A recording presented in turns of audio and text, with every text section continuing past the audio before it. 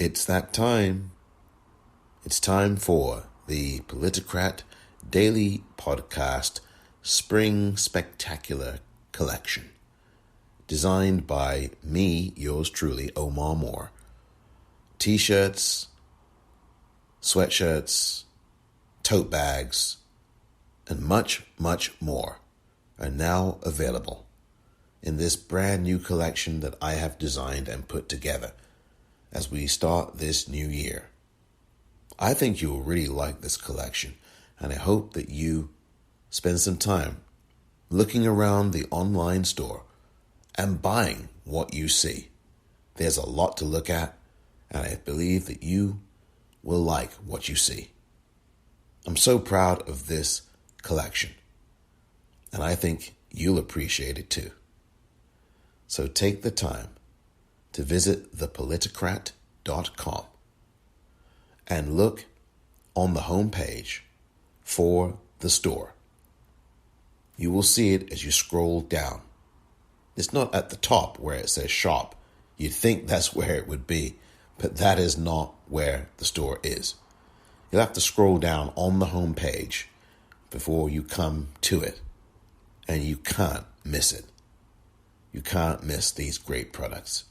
So please, go ahead, patronize. It would be truly appreciated. Thank you very much.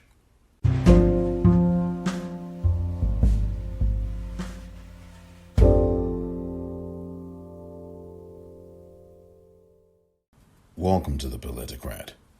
I am Omar Moore. It is Friday, February the 5th, 2021. On this edition of the Politicrat. This is so hard because, as many of my colleagues know, my closest colleagues know, on my very first day of orientation, I got my first death threat. It was a serious one. They took me aside. The FBI had to go to the gentleman's home. I didn't even get sworn in yet, and someone wanted me dead for just existing. That was Congresswoman Rashida Tlaib talking about the harrowing experiences she has had even before she became a congresswoman. The targeting, the death threats, the violent rhetoric. Yesterday, the United States House of Representatives voted to remove Representative Marjorie Taylor Greene, the Republican from Georgia, from any committee position that she had been selected to by the Republican Party. The vote was 230 to 199. Only 11 Republicans voted to remove their colleague. On this episode, a look at the poisonous rhetoric, the systemic origins, the poisonous danger of both sides-ism,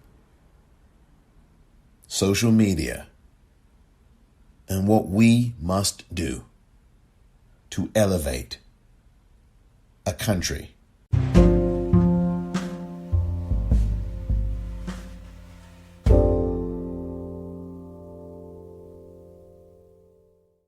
That was the House Chair announcing the final vote on removing Representative Marjorie Taylor Greene from committee assignments she had been given by the Republicans in the House of Representatives, namely the Republican leader Kevin McCarthy. Marjorie Taylor Greene was voted down and voted out of committees. However, she is still a member of Congress. I will be playing you just portions of what the majority leader in the House, the Democratic Congressman Steny Hoyer, had to say. And I will be playing you in their entirety the near 4 minutes of remarks by Representative Rashida Tlaib, the Democratic Congresswoman out of Michigan. What she had to say was especially moving, heartbreaking, and poignant. And I will be getting to that in short order. I have been saying over the last few weeks that this country is in big trouble, specifically white America. Because what we are seeing now is exactly what we have seen for 500 plus years in the United States of America. It is a failure to reckon with the violent history of this country. And because of that failure, we are seeing mass violence. We are seeing violent people in Congress. We are seeing what we've seen for many, many years. Threats of violence, actual violence. We've seen this all throughout the history of the United States of America.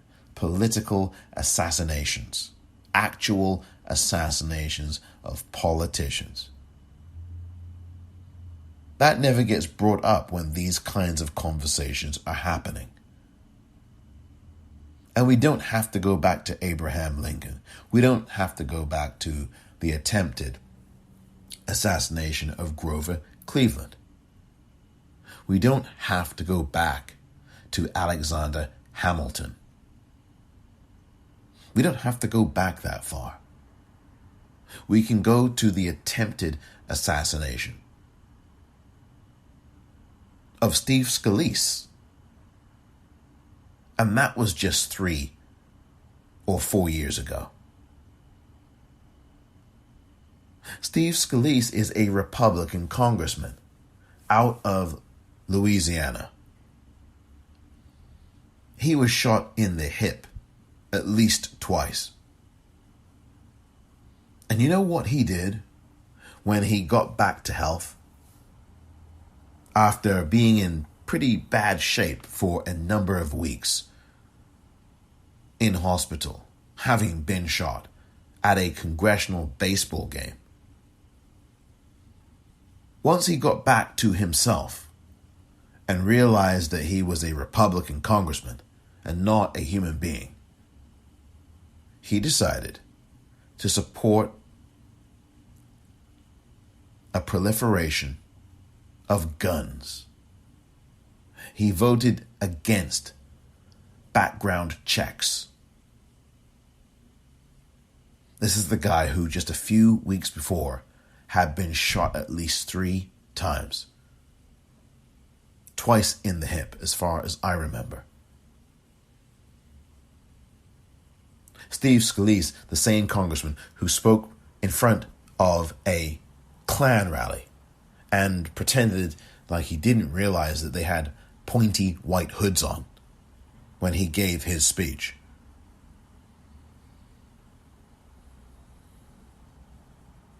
When I say that violence is as American as apple pie, and you hear me say that as you just have, you must know that I am not the first person to have said those words. We can go to H. Rap Brown back in the 1960s and into the early 70s. He made it very clear, and he said the same exact thing. He is not the only one, and neither am I.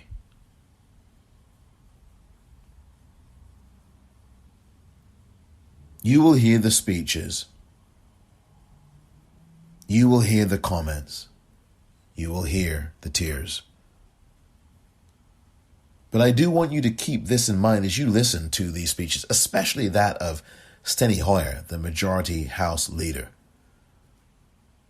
Keep in mind that this is a system at work. Keep in mind that the violence that he mentions, the violence that Congresswoman Tlaib mentions, This is all systemic violence.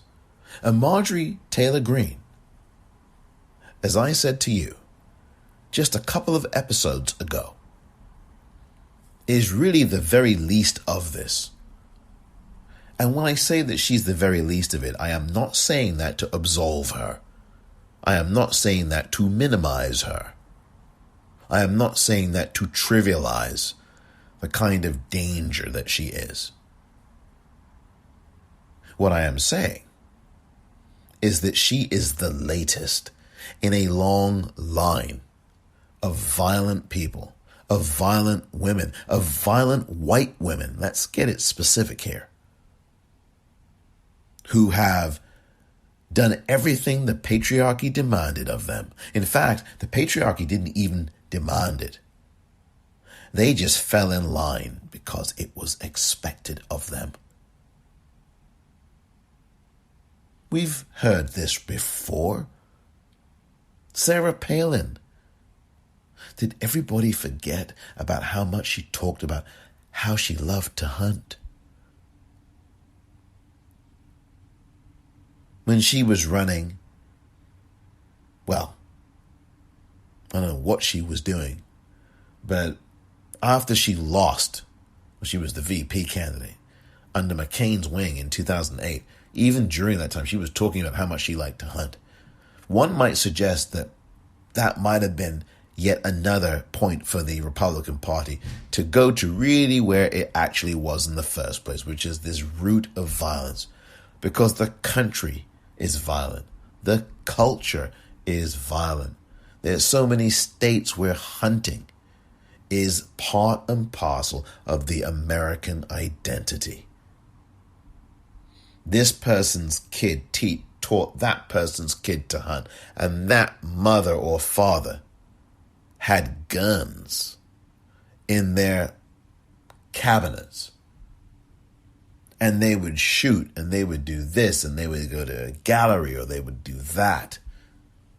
And then there's the one in Kenosha, the mother who taught him, that 17-year-old terrorist, about guns. She was strapped to the teeth with them, and she passed that down to him, a wannabe copper. He wanted to be a cop so bad, you see. And people, after knowing and seeing that he had murdered 2 people right before your eyes on video, right before your eyes, fundraised for him. They gave him money. He raised over $1 million. Over $1 million. And he murdered 2 people. This is the American way.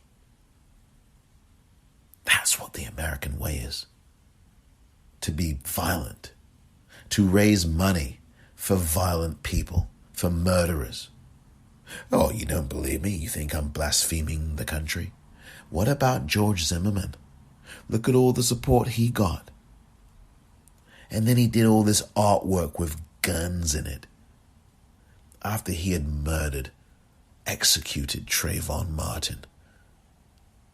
And you know what happened? Do you know what happened? He auctioned off his artwork. He sold his artwork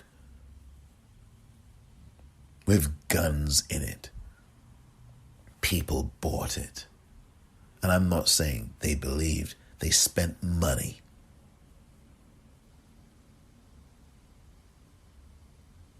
That's what I'm talking about. That's what you're dealing with. You look at every other movie poster, and I know that people aren't generally going back to movie theaters yet, but you don't have to.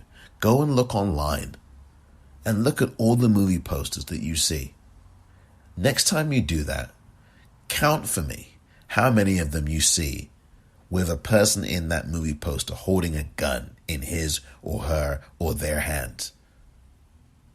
How many of your favorite movies involve gunplay?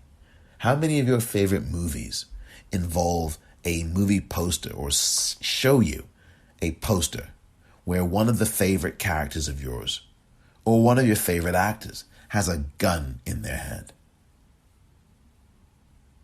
This goes so much deeper than Marjorie Taylor Greene. This goes to the very heart and the very DNA of America.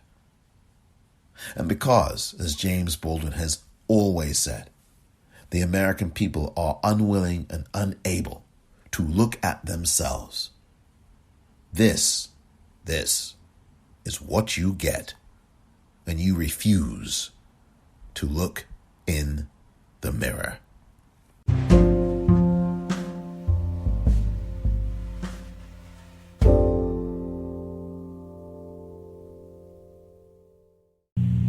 James Madison again at the Constitutional Convention. A president is impeachable if he attempts to subvert the Constitution.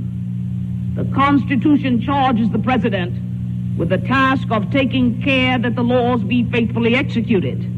And yet, the president has counseled his aides to commit perjury, willfully disregard the secrecy of grand jury proceedings, conceal surreptitious entry, attempt to compromise a federal judge, while publicly displaying his cooperation with the processes of criminal justice. A president is impeachable if he attempts to subvert the Constitution. If the impeachment provision in the Constitution of the United States will not reach the offenses charged here, then perhaps that 18th century Constitution should be abandoned to a 20th century paper shredder. Has the president committed offenses and planned and directed and acquiesced in a course of conduct which the Constitution will not tolerate? That's the question. We know that. We know the question. We should now forthwith proceed to answer the question. It is reason and not passion which must guide our deliberations, guide our debate, and guide our decision. I yield back the balance of my time, Mr. Chairman. Who was that? Who was the voice? Who spoke just then? You know what's interesting? If you don't think that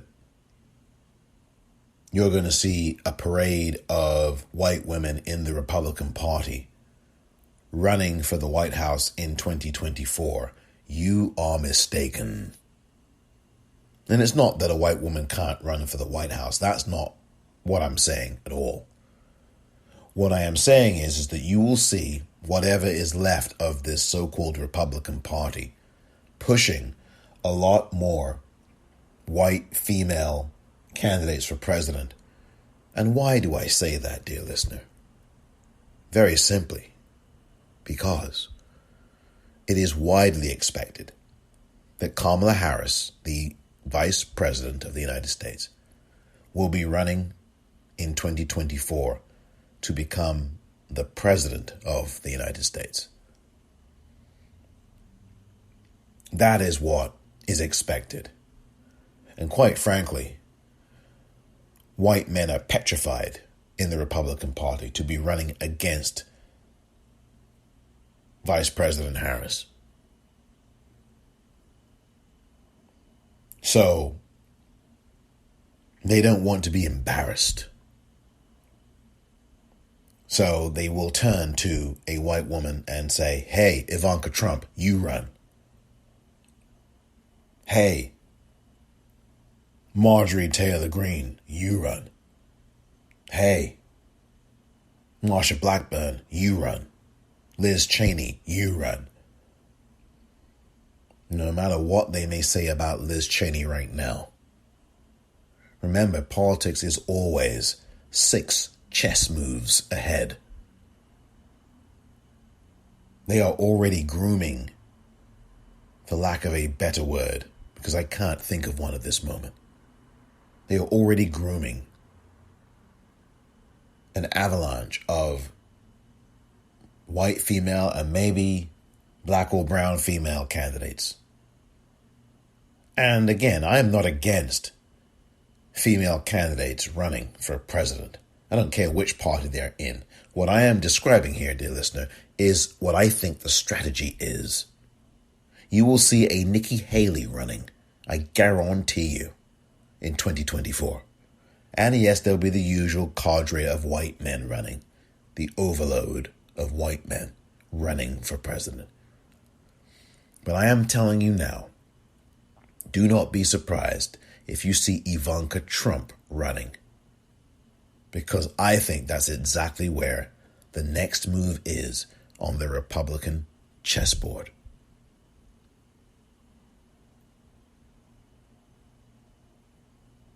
Book recommendation on this Black History Year moment. It's Dr. Martin Luther King Jr., his book, Why We Can't Wait. That's my book recommendation on this episode of The Politicrat.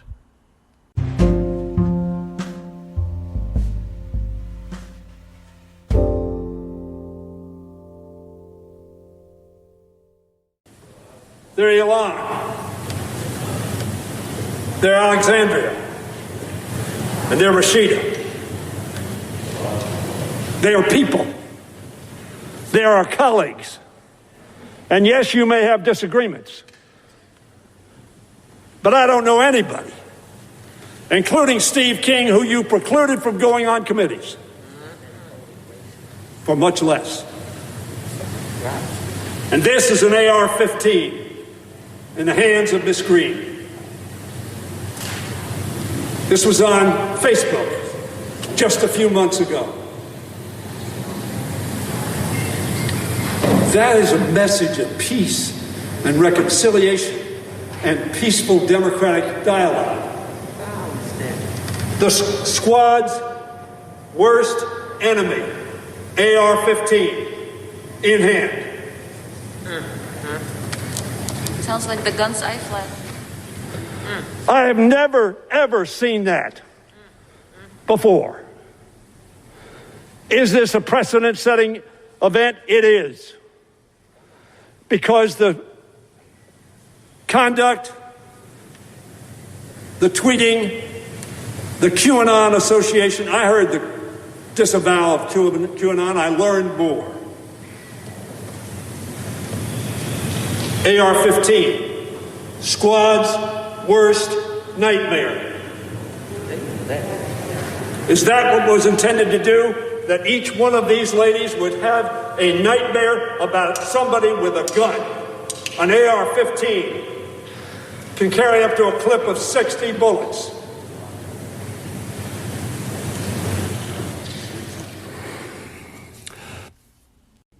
Welcome back. That was Majority Leader in the House, Steny Hoyer, a representative out of Maryland. Steny Hoyer gave an impassioned speech yesterday on the House floor about the treatment of Representative Alexandria Ocasio-Cortez, Representative Ilhan Omar, Representative Rashida Tlaib, the latter of whom you will be hearing from in a few minutes' time on this episode.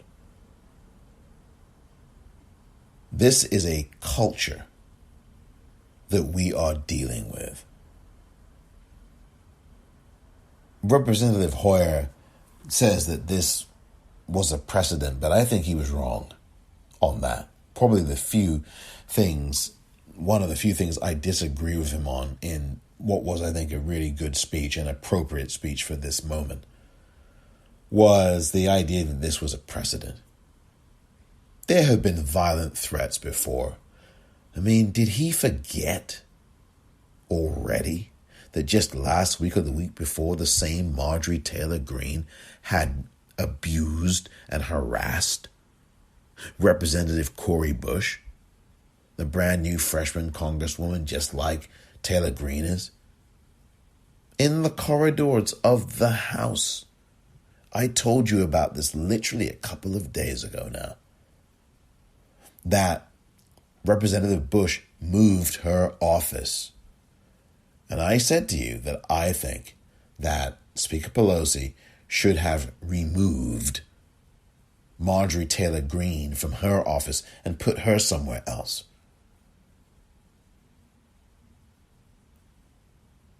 Marjorie Taylor Greene and her staff had been threatening and belligerent and abusive and harassing to a fellow member of Congress.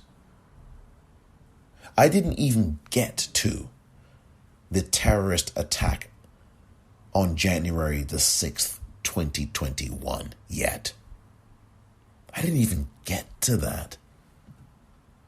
I'm talking about just last week or the week before.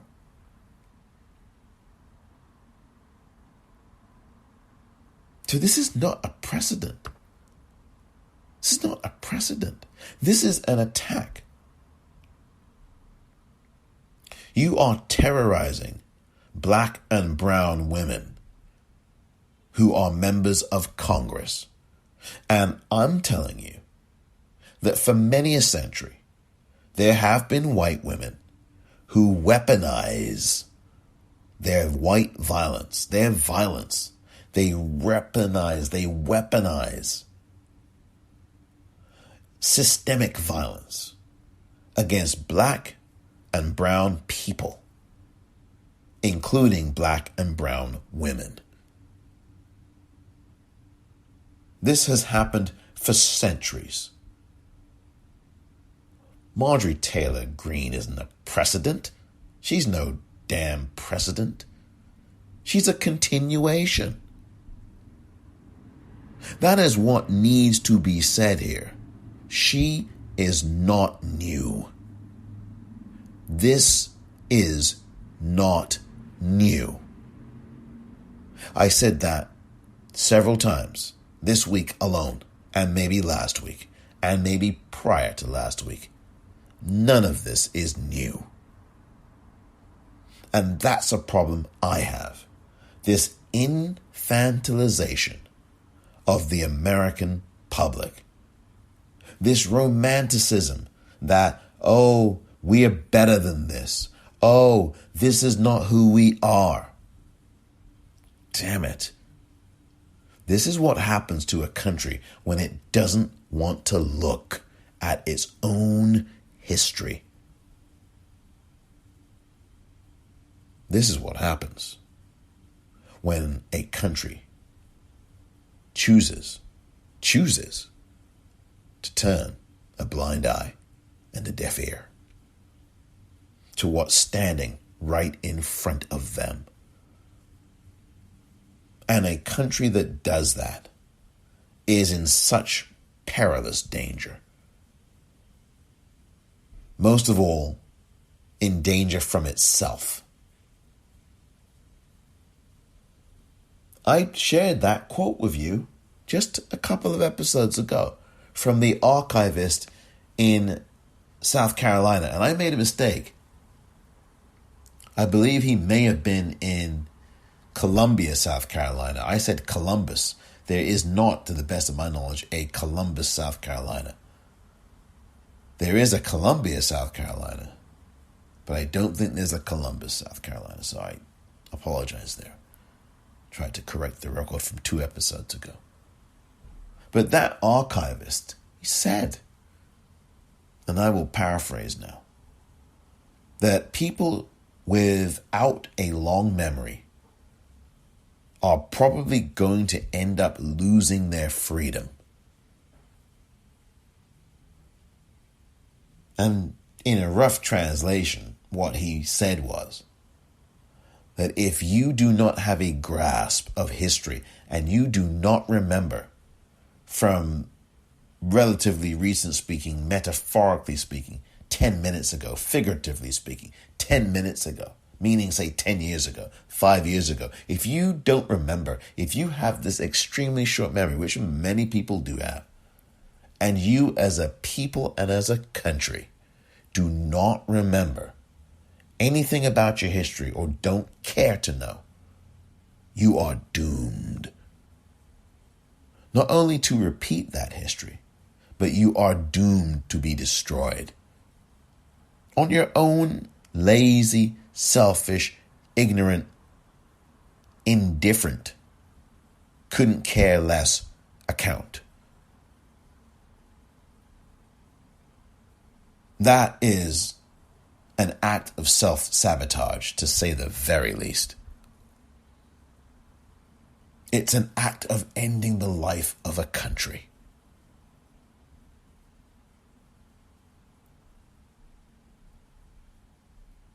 Did we become so lazy just because? What brought this about? Was it social media? Was it because some of us think that freedom means that we can do whatever the hell we want? I mean, is that the genesis of... And I know the answer to this, but it's more of a rhetorical question to let it just permeate the air. Is that why we've got this phrase that bell hooks popularized back in the day? Free, white, and 21. You can go look that up if you don't know what that means. Is it that some of us, associate America with being free to do whatever the hell you want to do? I mean, is that why many of us are so lazy? Is it because we've got so much to do and we've got so much going on in our lives that we are exhausted and tired? And there's too many painful things anyway I have to deal with, and that I can't tune into what's going on around me beyond my own nose? Is that it? Is it that you're working 3 jobs or 3.5 jobs and you're so damn tired that by the time you get home, it's almost time to wake up again? What is it? Again, is it social media? Has social media helped to accelerate this? Or again, is it what I think it is? Something that's always been there, that the country, and particularly the white population in the country, by and large, with a few exceptions, refuses to look at, to look squarely in the face of. Is that why we are in the crap that we are in?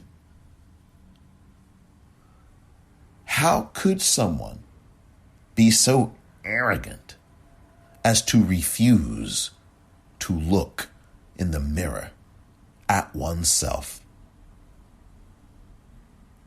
Is it that you are afraid of what you might see? Is it something to do with low self-esteem? Is it something to do with you want to be invisible and pretend that you don't exist and you're just floating? Because if you had to look in the mirror and stop and think and pause for 1 second, you might absolutely lose it and crumple into the ball of tears that you don't want to crumple into.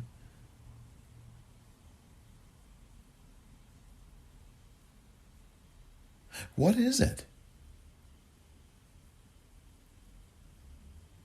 Why is it?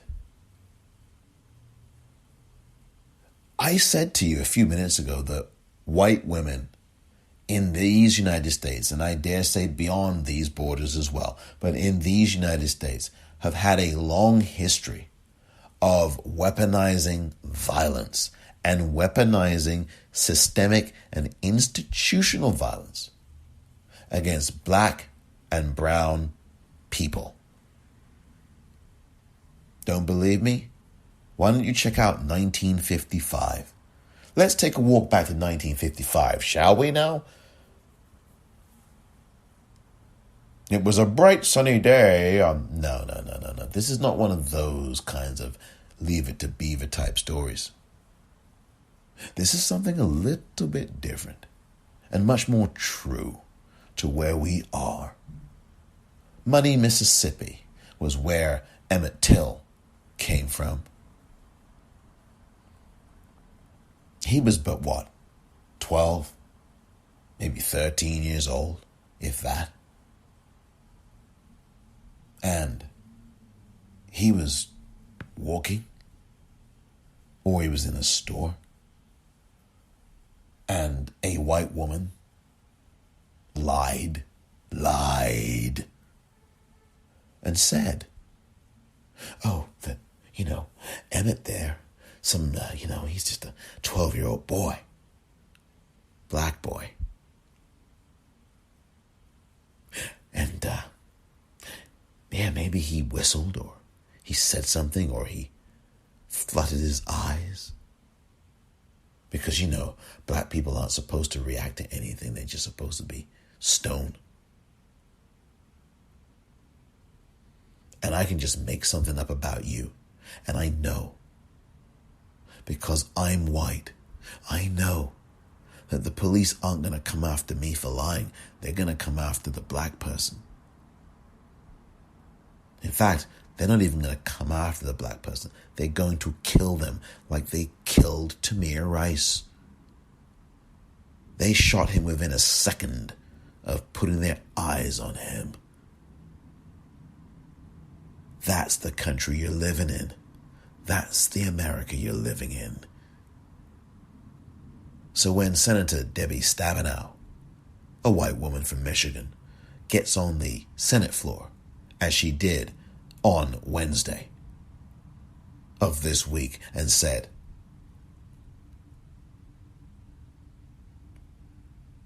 we're much better than this. Oh, you're not better than this.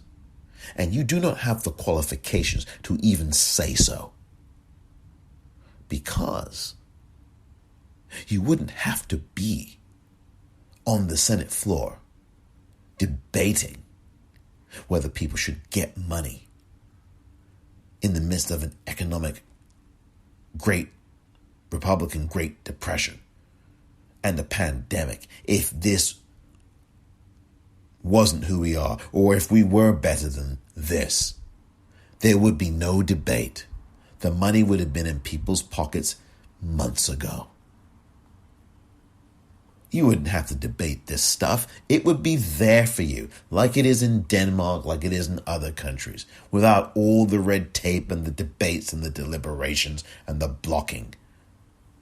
This is exactly who we are. And when Emmett Till, minding his own business, I think he had a stutter or something, and a white woman just sat there and lied. And then her lies, just like Donald Trump's lies, that has killed close to, at least at the time he was in the White House, stinking up the joint, 400,000 people, and coronavirus, dead because of his lies.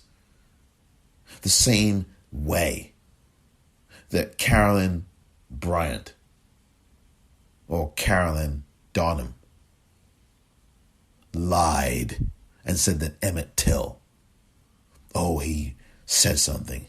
Oh, he sassed. Oh, I thought he had a gun, said the cop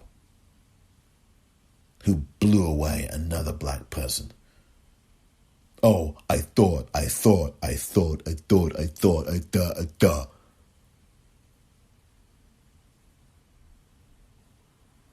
This country is in so much deep crap. And you live with an Alice in Wonderland fantasy about the way the world works. And then you get exposed. And then January 6th happened. And you didn't understand, some of you. Oh, I'm so shocked that it happened. That's what someone who doesn't understand and doesn't know their history says. You're shocked? Emmett Till was tortured to death, mutilated, tortured, drowned, because one white woman knew what she could do, and she lied with the intention of wanting him dead. Just like Amy Cooper. That hasn't changed, folks. Amy Cooper, April of 2020, Central Park, New York.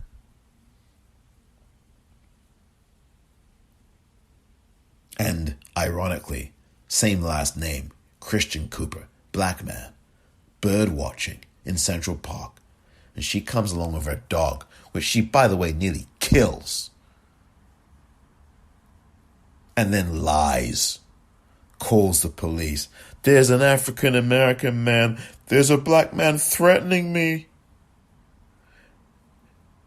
And you know, she expected the police. And she knew that the police would come. And if they did come, they were likely to kill the black man that she lied on. Lied. This is what happens. There is no denying this.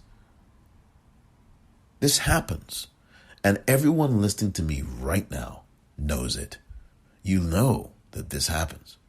It still happens. All of these white men and women. And I said white women. White men do this too.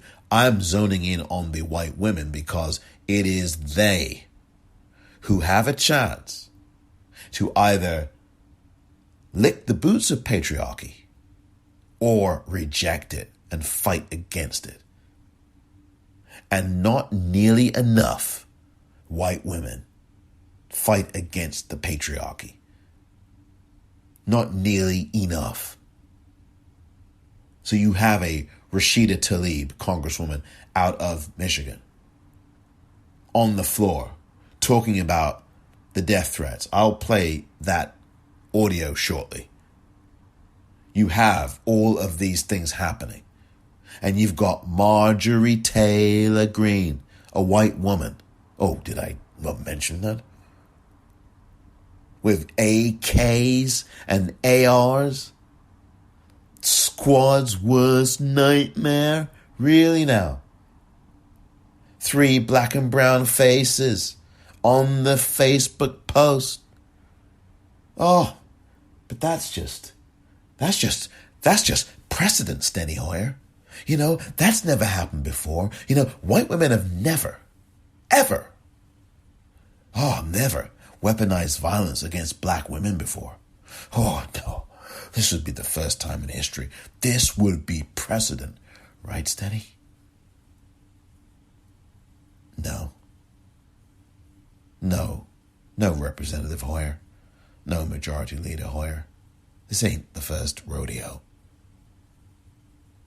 White women have been doing this in this country for centuries.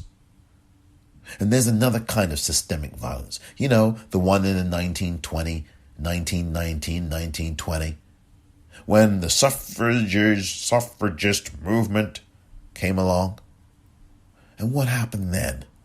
The black women who fought for the right to vote, fought like hell. And white women were there too. And you know what? White women didn't even want these black women anywhere near. And when they won the right to vote, what did they do? When the black women didn't have their right to vote, they basically gave them the middle finger and moved on. They had their piece of the patriarchy. Oh, I can vote now. And then black women were left by the side of the road. And they had to wait and fight on for another 45 years. That's a violence. That is a form of violence, folks. So whether it's Marjorie Taylor Greene with an AR-15 and the faces of Representative Alexandria Ocasio-Cortez or Representative Ilhan Omar or Representative Rashida Tlaib superimposed in a Facebook post next to this bleach blonde, oh, I'm so cool in my aviator shades, Marjorie Taylor Greene with an AR-15 or an AK or whatever the hell that rifle is. That's a form of violence. So is Amy Cooper calling the cops. She relied on the system because the system allowed it, because the system knows that every one of these white people who calls the cops on 6-year-old black girls, 6-year-old black girls with the cops called on them, they're standing outside the building that they live in. Oh, I'm going to sell some water today. You know, it's so hot here in San Francisco in the summer. Yeah, I know it's counterintuitive because you know what Mark Twain once said about this city in the summertime. Oh, but, you know, I just want to sell some water. I'm a 6-year-old black girl, you know. But I've got some white woman calling the cops on me because she's a racist.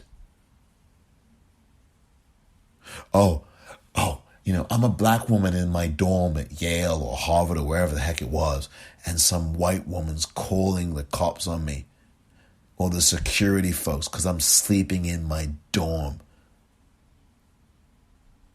Oh, I'm a black woman with children, and I'm at a pool in the hotel that I have a room in, and some white man is calling the hotel staff.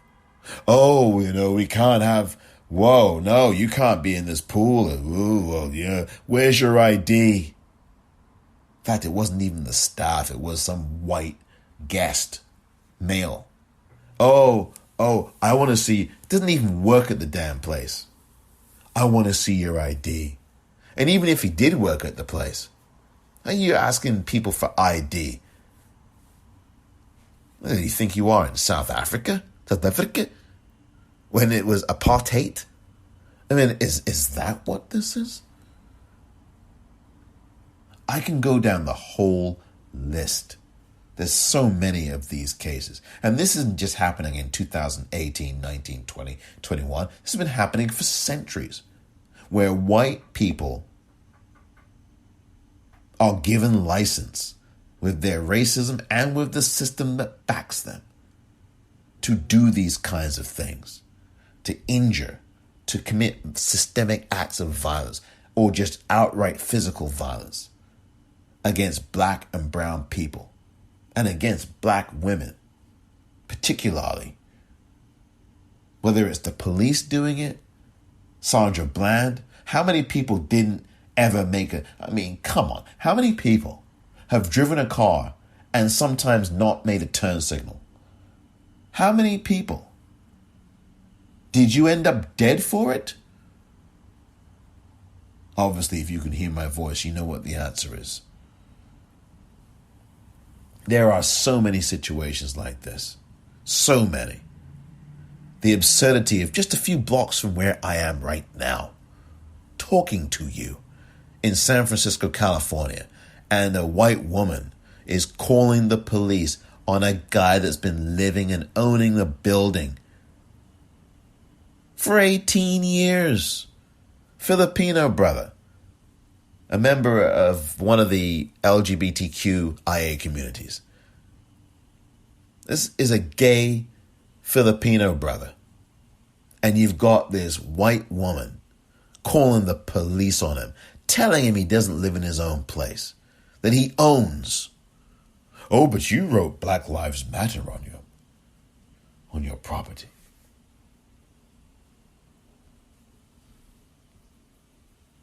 This is about a system, and there are so many other cases of white women and men who have pulled this garbage, and it has often led to death. It has led to the deaths of black people. It has led to the deaths of brown people. The policies of the previous so-called administration, more like the Nazi regime, that separated brown kids from their parents. 600, 700, 800 families more separated. That's systemic violence and physical violence. This is not a precedent.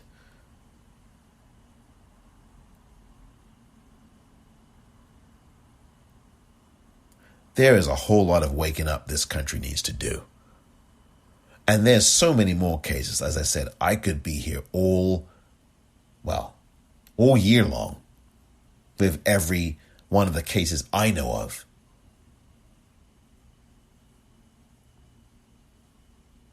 At some point, as I've said before about white America, white Americans at large will have to look at themselves. And if they do not care to look at themselves, there will be a rude and nasty surprise coming to them. By the way, January 6, 2021 was but one of those so-called surprises.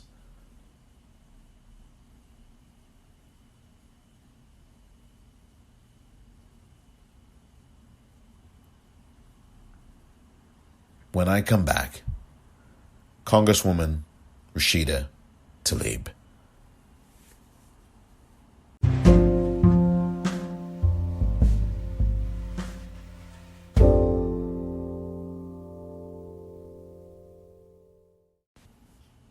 Welcome back.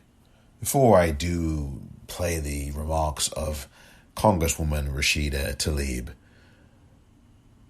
she spoke on the House floor yesterday evening. I do want to just add something to what I said in the previous segment just then. All of the photographs that you have seen, if you have ever seen any, of white families standing underneath dangling black bodies, lifeless black bodies, posing for pictures, and then sending pictures and postcards of lynched black people, black women and men and boys and girls. This is what you're dealing with. This is what you are dealing with. It's not just Marjorie Taylor Greene. It's a system. I said this before. I said this earlier this week. In an earlier episode, it may have been Wednesday's episode. I said this, and you know this. It's a system. It ain't just one person. And until you deal with a system and you confront it and you demand change and you push change and you dismantle and get rid of a system that doesn't care about humanity and only cares about objects and profits and wealth and money and property, and not about human beings or their lives, then you will have this continue to happen. Marjorie Taylor Greene is just the latest episode. And yes, it was great to see that she got removed from the committees. But she needs to be removed from Congress and not allowed to serve in office anywhere. No public service at all. These positions are too cherished now to have some street trash like her in these positions. This is about a system. That's what this is about.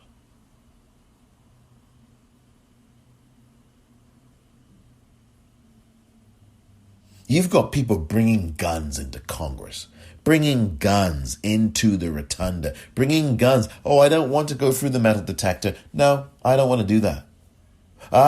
No. This is not a question of the Republicans anymore, because there is no Republican Party anymore, really. It's about a system that is destined to go this way when it's born this way.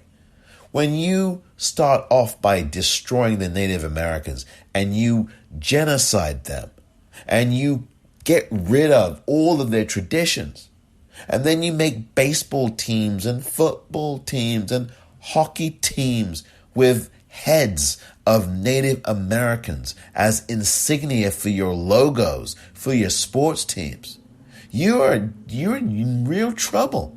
You just are telling everybody how evil and psychopathic and sociopathic you are. And that's how you were born. That's how you became what you are.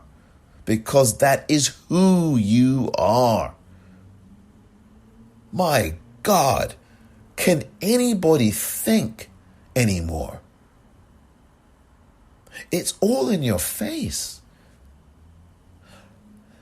On Sunday, in just a few days' time, millions of people around the world are going to be watching a Super Bowl. I won't be one of them because I've said this on many occasions. I have stopped watching the Super Bowl. And you know why.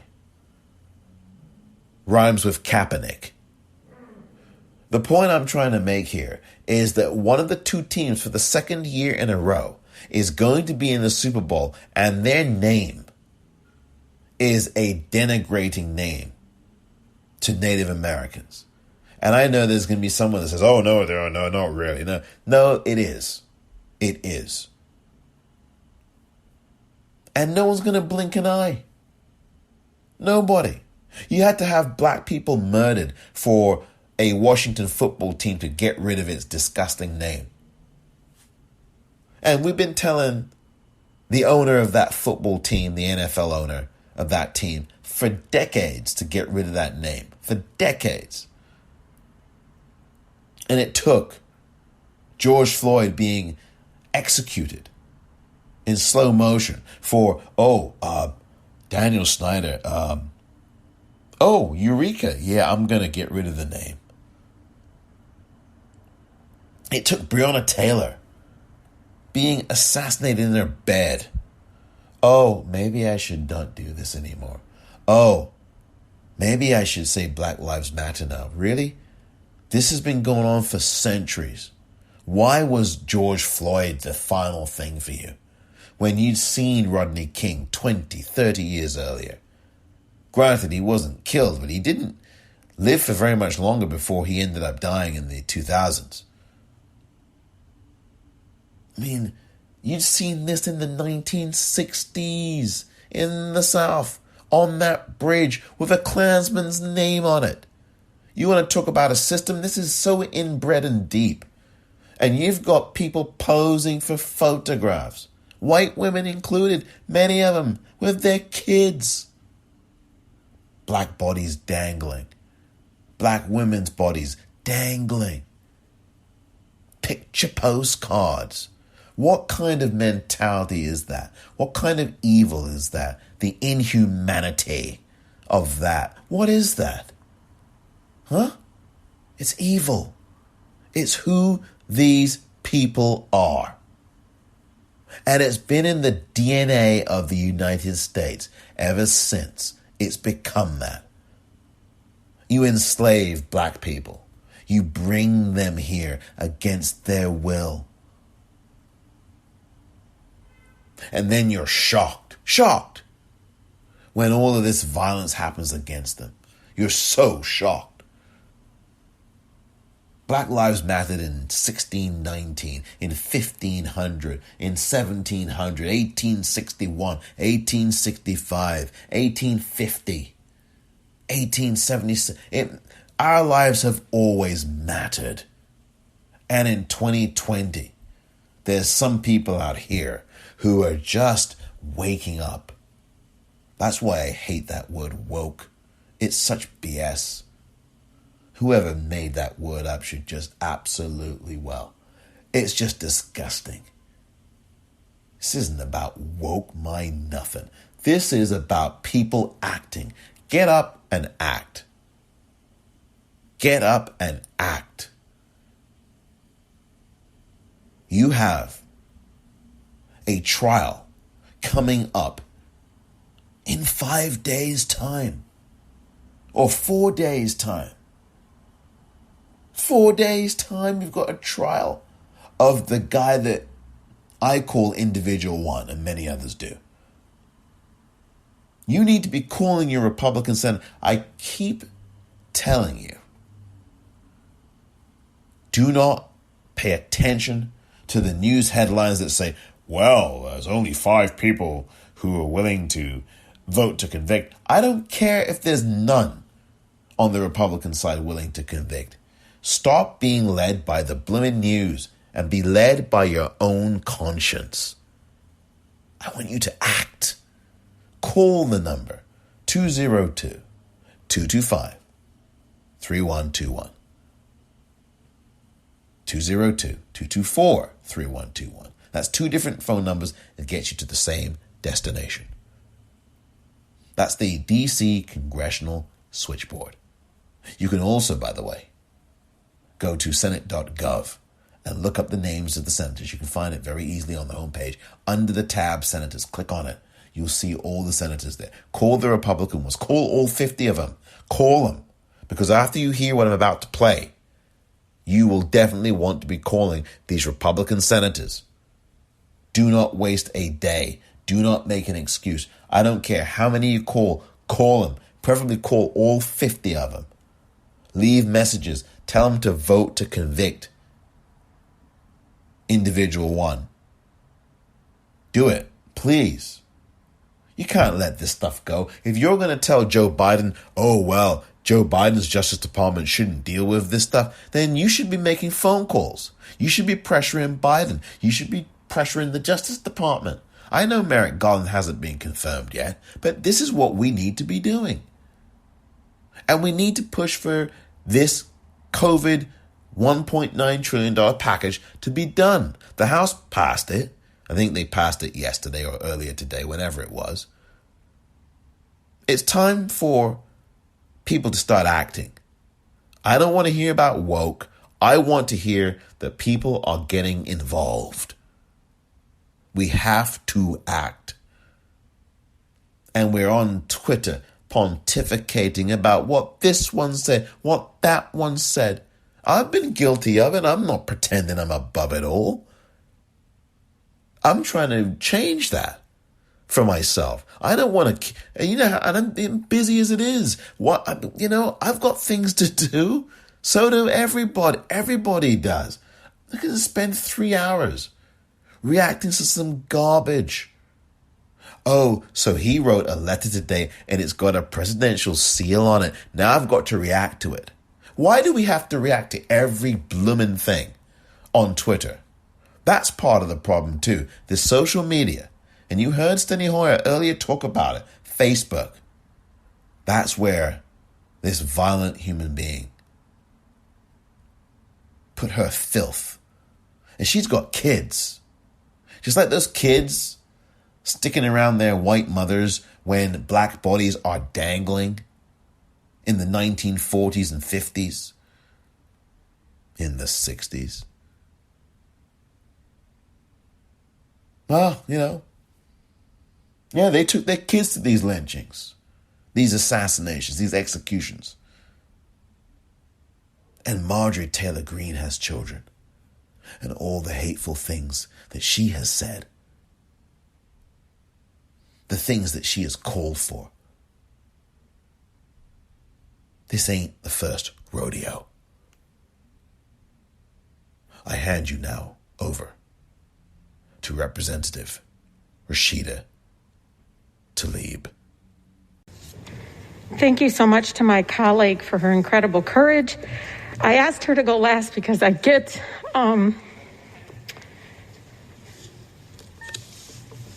because this is so personal.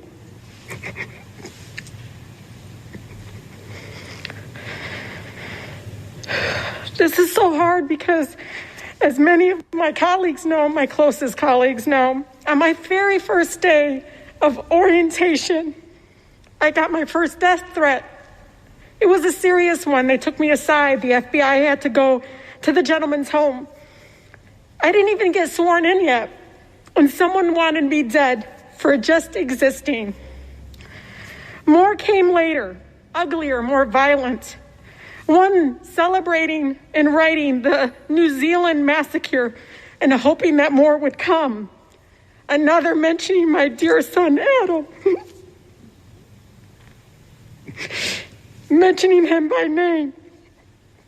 Each one paralyzed me each time.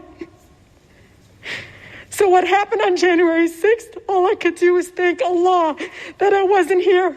I felt overwhelming relief. And I feel bad for Alexandria, so many of my colleagues that were here. But as I saw it, I thought to myself, thank God I am not there. I saw the images that they didn't get to see until later. My team and I decided at that point we'd keep the death threats away. We'd try to report them, document them, to keep them away from me, because it just paralyzed me, and all I wanted to do was come here and serve the people that raised me. The people that told my mother, who only had 8th grade education, that she deserves human dignity. People that believed in me. And so it's hard. It's hard when my 7 brothers and 6 sisters beg me to get protection, many urging me to get a gun for the first time. And I have to tell you, the trauma from just being here, existing as a Muslimah, is so hard. But imagine my team, which I lovingly just adore. They are diverse. I have LGBTQ staff. I have a beautiful Muslimah that wears her hijab proudly in the halls. I have Black women that are so proud to be here to serve their country. And I worry every day for their lives because of this rhetoric. I never thought that they would feel unsafe here. And so I asked my colleagues to please try not to dehumanize what's happening. This is real. And you know, many of our residents, from the shootings in Charlottesville to the massacre at the synagogue, all of it is led by hate rhetoric like this. And so I urge my colleagues to please take what happened on January 6th seriously. It will lead to more death, and we can do better. We must do better. Thank you.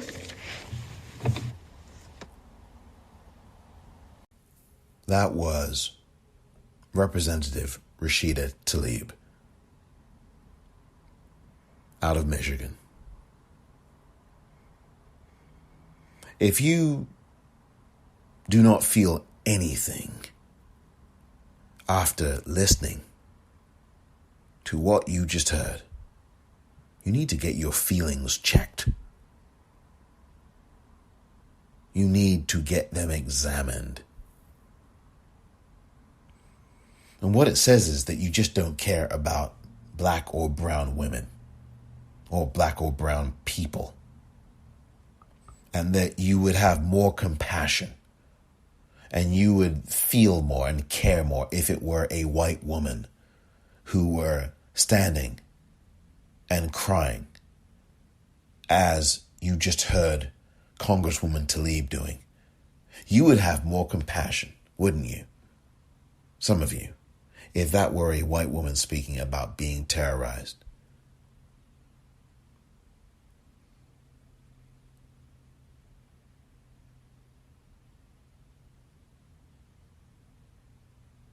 There is no way that people can pretend that their own racism does not play a big role in this.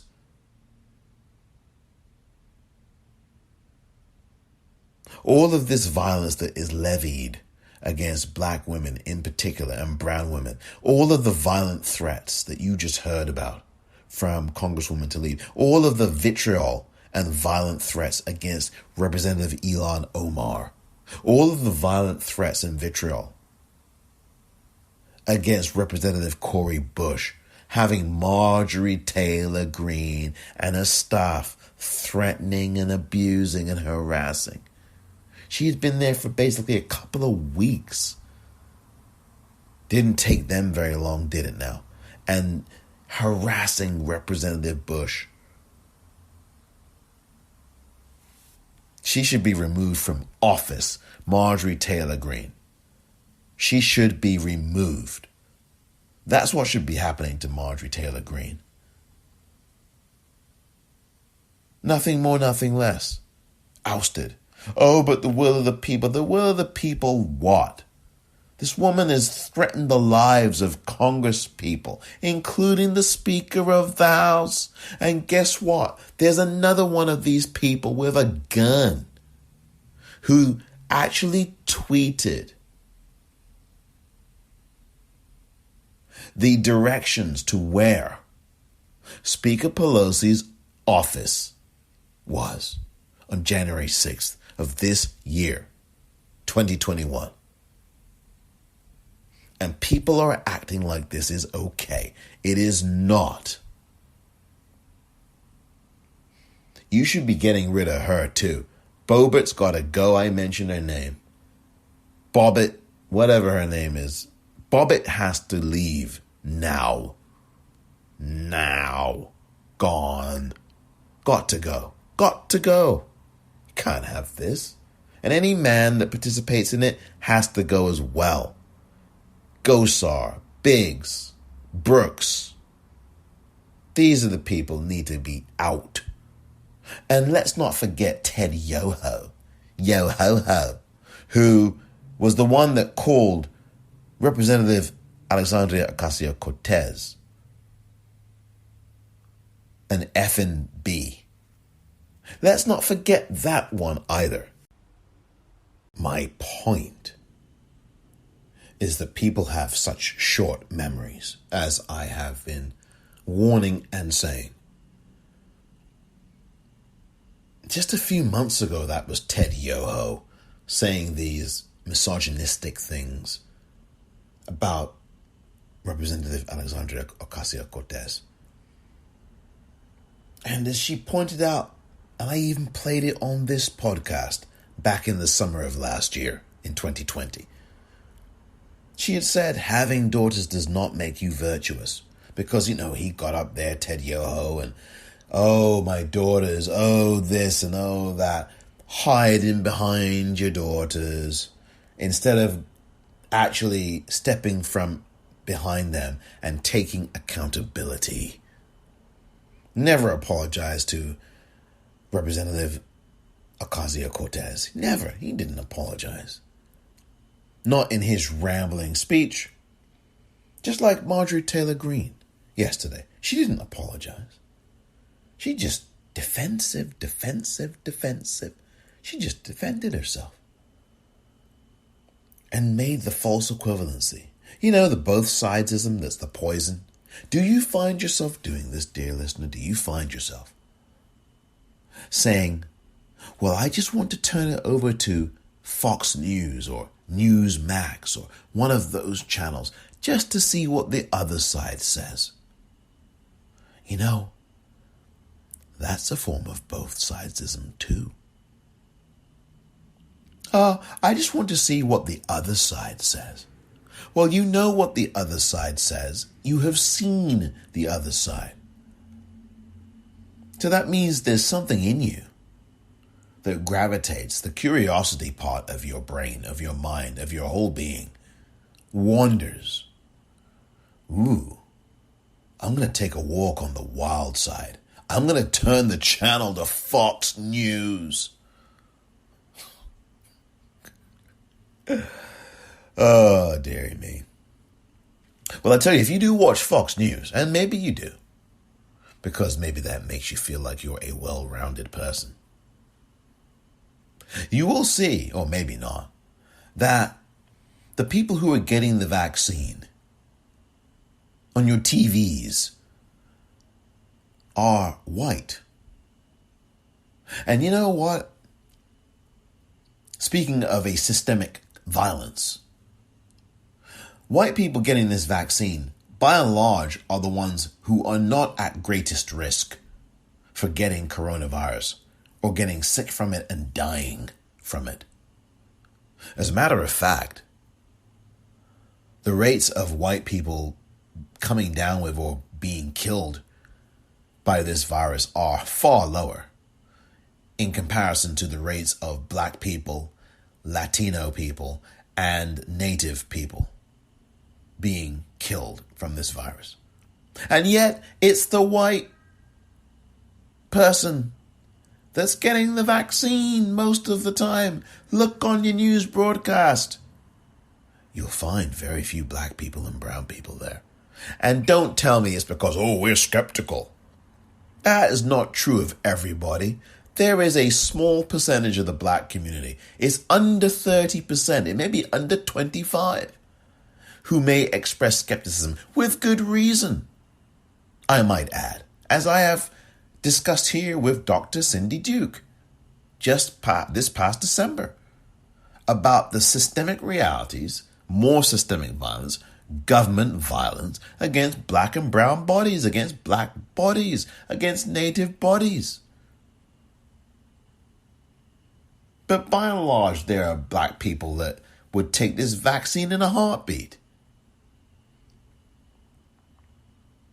And all you see are mostly white people taking this vaccine. And I'm not even talking about just the super rich. I'm talking about white people, period, who are of a certain age group. And where are all the black people of a certain age group? You're telling me that they don't want this vaccine? Sure, there's skepticism. It's under, I'd say it's between 20 and 30% max. How come I'm not seeing that on my TVs of black folk and brown folk? How come I'm seeing very few of them? And they're at the greatest risk. They're at greatest risk. But it's the white person who is getting this vaccine. And I'm not saying they shouldn't get it. I am saying they are getting it first and predominantly, as if there aren't any 75 or 65-year-olds who are black or Latinos who are 75 years old. Come on, people. That's a systemic kind of violence.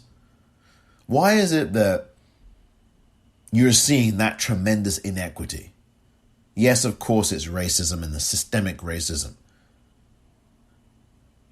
If you know darn well, and I'm saying you in general, not necessarily you listening, but if you know as a country, as a government, as a system, in general, that black people are coming down with this virus and dying from it like flies, and Latinos even more so, and Native Americans even more so than that, as a proportion of the population, like flies, then wouldn't you be pulling out all the stops to make sure that they get the vaccine first and foremost?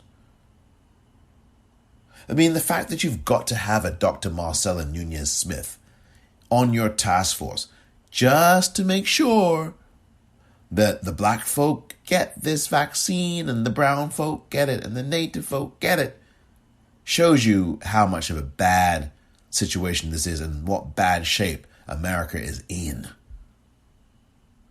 Because if America wasn't in such bad shape, you wouldn't need to have a special person taught, and she's an expert and she's brilliant. I'm not knocking her.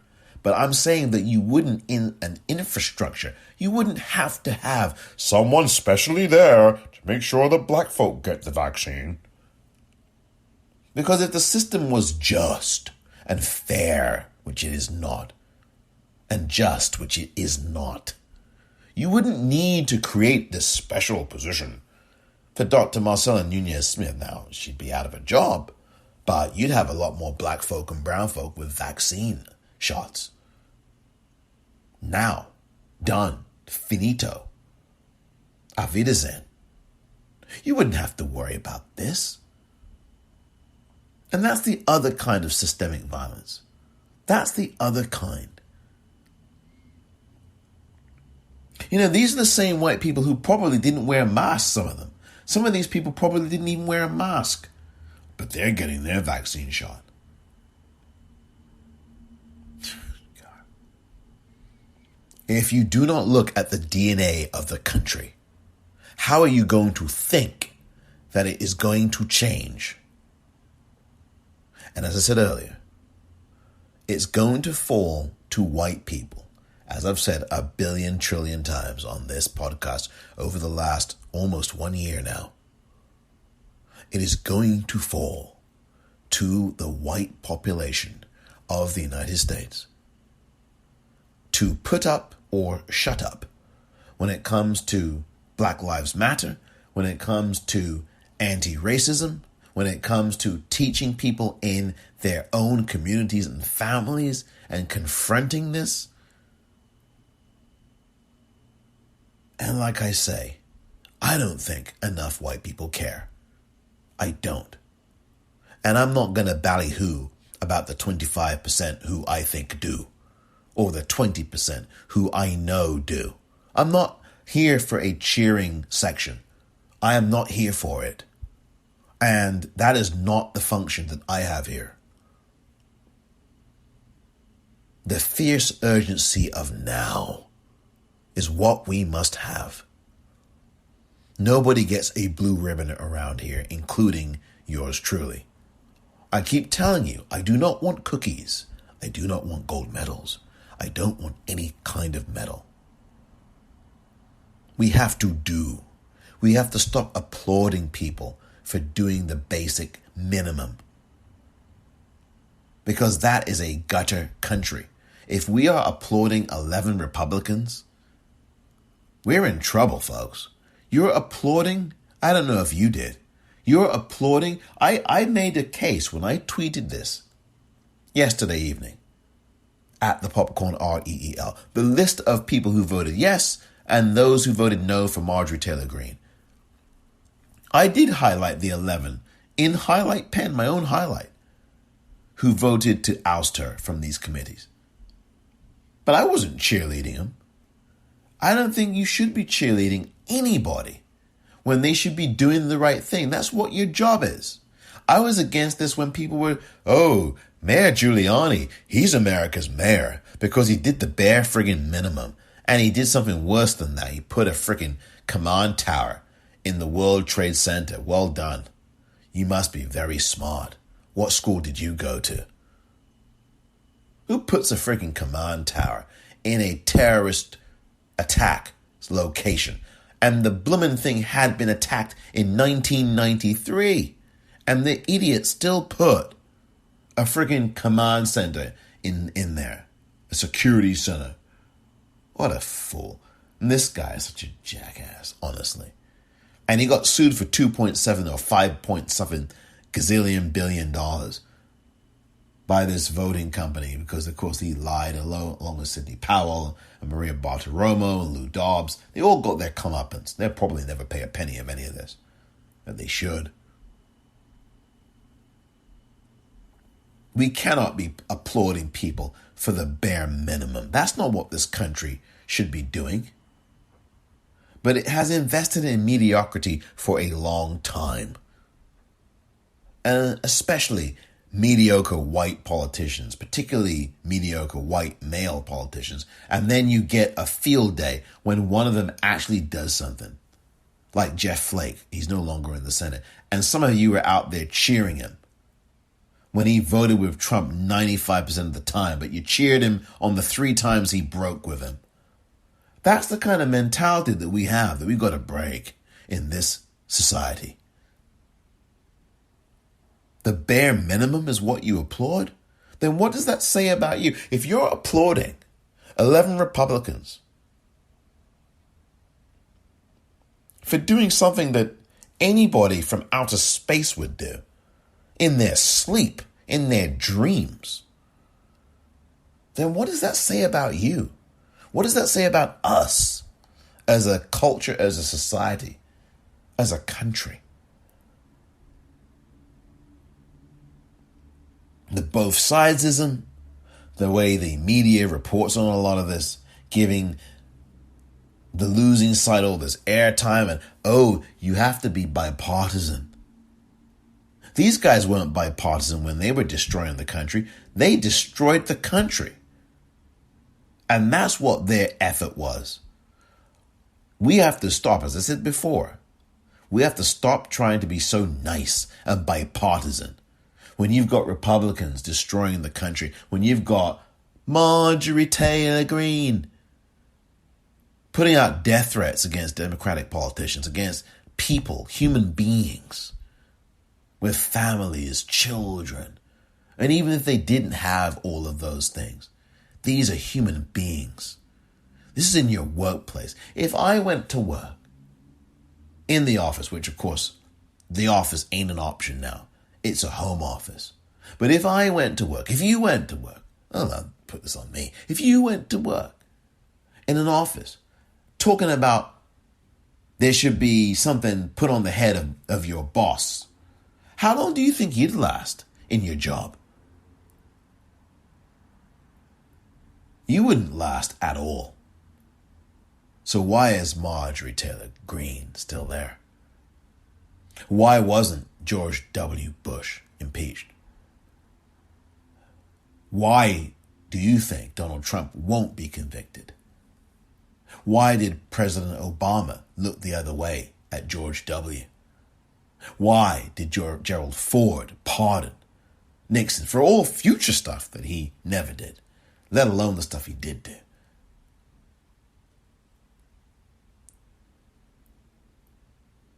This is a system at work, is part of the answer. It's a system. And not to repeat myself from a day or two ago, it's a system, stupid. That's what we have to dismantle.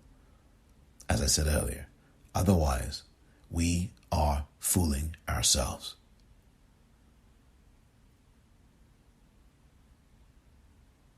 And we are headed for doom. Thank you very much for listening to this edition of the Politicrat. I am Omar Moore.